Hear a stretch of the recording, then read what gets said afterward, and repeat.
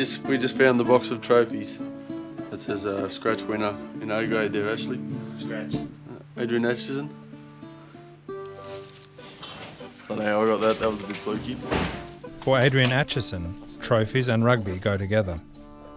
His family are all lifelong supporters of the Forbes Rugby Club, the team that Adrian and his brothers grew up playing for. But this season will be different for Adrian. For the first time in his life, he won't be playing.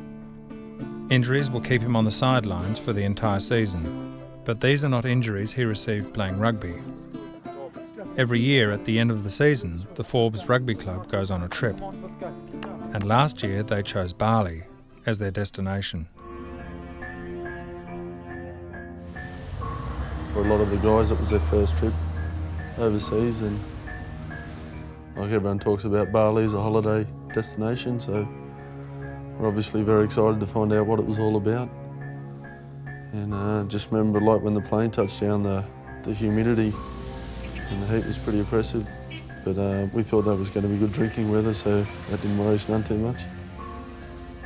Like I said, going away with 25 blokes, you wouldn't know what you'd be liable to get into. Anything could and probably would happen. Get a bit of jungle juice in you. There's plenty of good-looking women around and plenty of good-looking blokes, and you all get together and have a great time. Everyone that had been to Bali told us the Sari Club was the place to go, which pretty much it seemed like it was, like the place was packed. I was just actually picking up a new, rather large cocktail off the bar. A bit disappointed about that. That's when the minivan exploded out the front, and I just remember like seeing flames rolling at me, and then I just got crunched by the loudest noise you could ever imagine. Yeah, and then everything just disappeared and blacked out. And then it was a deathly silence. It was just really quiet. And then all of a sudden the noise started to get louder and louder, and people started to realise what was happening. What the hell happened? Big bomb blew out the Sari Club, blew out this place. What was it? Do they know? Big bomb. It was a bomb. Yeah. I remember looking around, and there was all these spot fires coming up everywhere, and they were just getting bigger and bigger and bigger. And I said, I just thought to myself, I'm in some shit here. And I looked down and saw someone laying down there. Then I sort of blacked out or passed out for a while. Then the next thing I remember is hearing a voice going, "Get out, get out." And I sort of tried to open my eyes, and like I had a cut above this eye and had blood running down in it, and had all shrapnel in this eye. I sort of opened up my eyes, and there was a big bamboo thing, and I sort of pushed that off me. And then I looked up, and then there was just fire everywhere.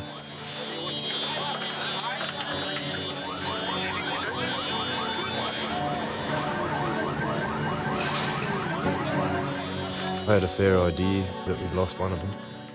And the way that we pieced things together, you sort of worked out who was missing.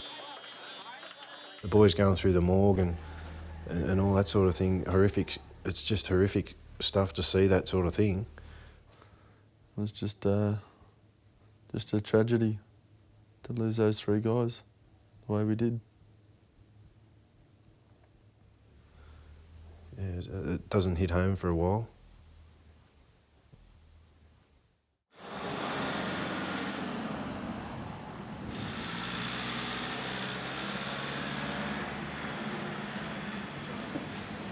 Yeah, for these guys. Trying to act real cool. Watch out! Watch out behind you. You can get these guys on there. Arrogant. Dear old dad, look at him. Got the hat on, hasn't done the hair today, he's a bit dirty on that. All I want's a cup of coffee and you can't even get that right. We actually spent a bit of time living together. We shared a flat together up on Clary Road. That was quite an interesting time. We had a sink that long, and by Joe's, the plates were piled up that high. Your mind works in weird ways.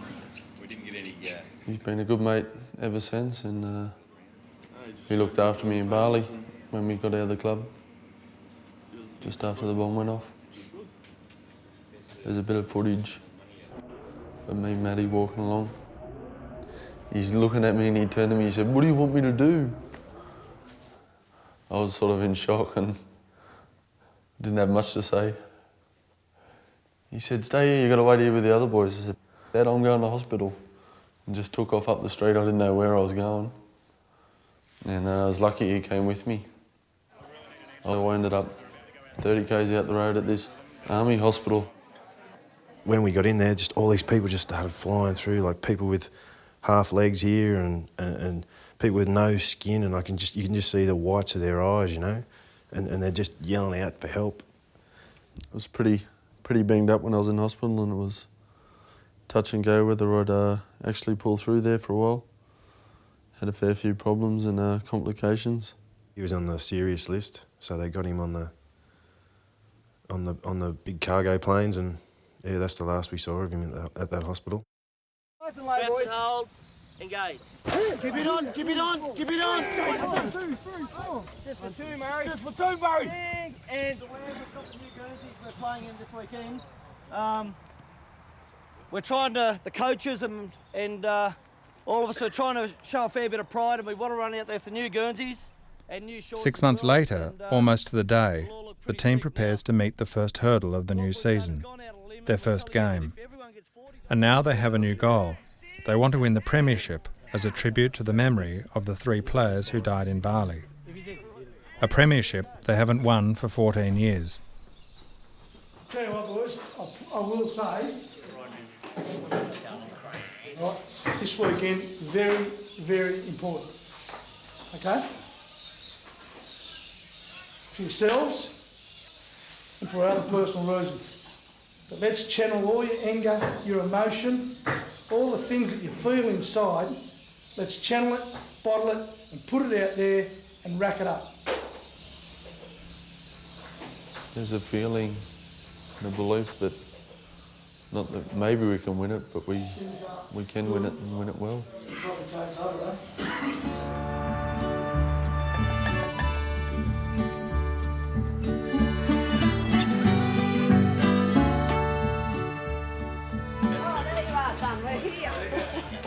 Mum's heavily involved. She's a very passionate supporter of Forbes rugby. She's fantastic for the club. She does a lot of work behind the scenes. She doesn't get thankful. Just collecting the last of the fees. A few of them were a bit behind, and we said, not paid up, no play.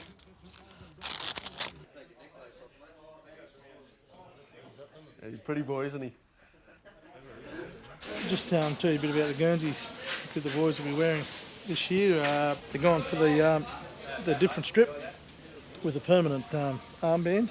Crowley was number 2, Greg Sanderson was a front row, number 1, and Brad Ridley was a lock, number 8. Good sir. Make him proud, ain't it? Phil just approached me and he said, I'd like you to hand out the jumpers. And I went, oh yeah, I'd love to. Oh, yours, mate. Adrian. Big fella, mate. We tried to keep it low key, but it was hard. It was hard not to feel it. Go on, mate. privilege. Thanks, Bill, yeah. Morning, Chairman. Good luck, Bill. It's pretty frustrating sitting on the sidelines, having to watch. Especially feel like I could be out there running around.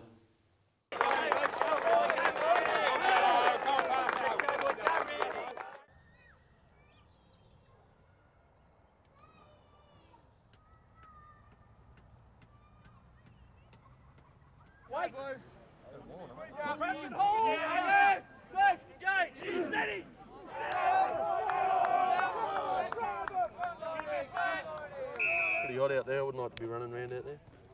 Actually, I would.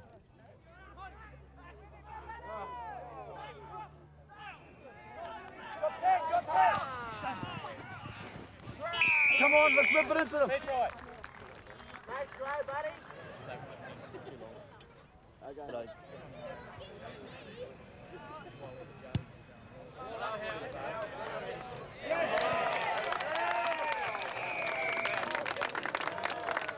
3, 2, 4. Hip, hey, hip, hey, hip, hey.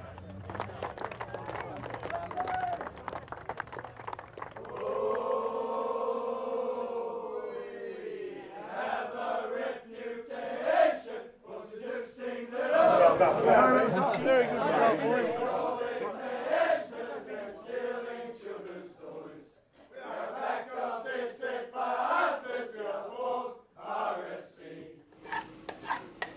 when I saw them on the film walking away, and I knew it was Adrian and Maddie, but I can only focus on this wall of flame behind them.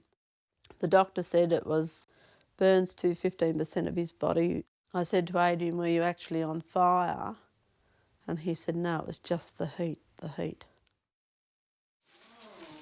Yes, but life goes on. You can't mollycoddle, you can't hold them back. They've all got to keep moving on and living life.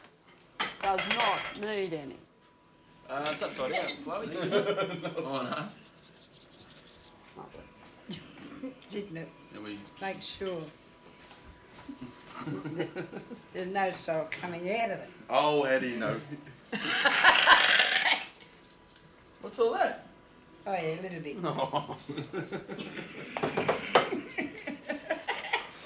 Oh, Mum, such a good cook, it doesn't need salt or pepper. Hold of that. I still to this day don't know. Most of the mums don't know. Everybody says in time they'll say it when they're ready. It sort of makes you realise that when people spoke about their loved ones coming home from the war and they never ever told them what happened. No. It's just too much for them. They don't want to know. They don't want to have to confront it. You're knocking off for the day, mate. Sure got a ring choice and... Andrew's a lot like me.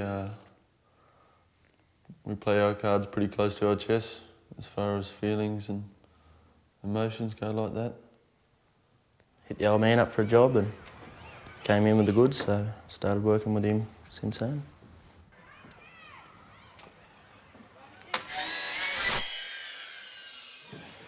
We're essentially commercial industrial builders.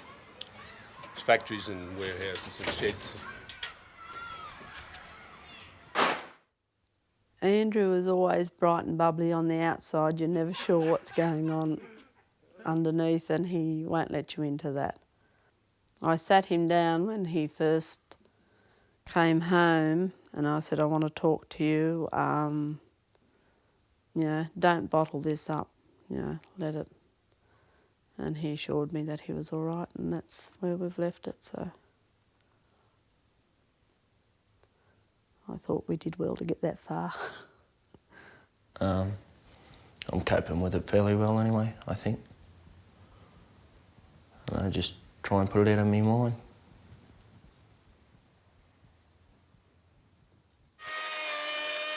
Probably the best way to do it is go and have a beer and a laugh and a joke and that's what I find anyway. Life goes on, you just got to keep going on.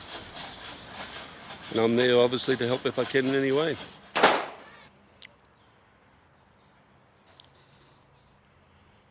We had a good, stable relationship, so I thought, for 20 odd years.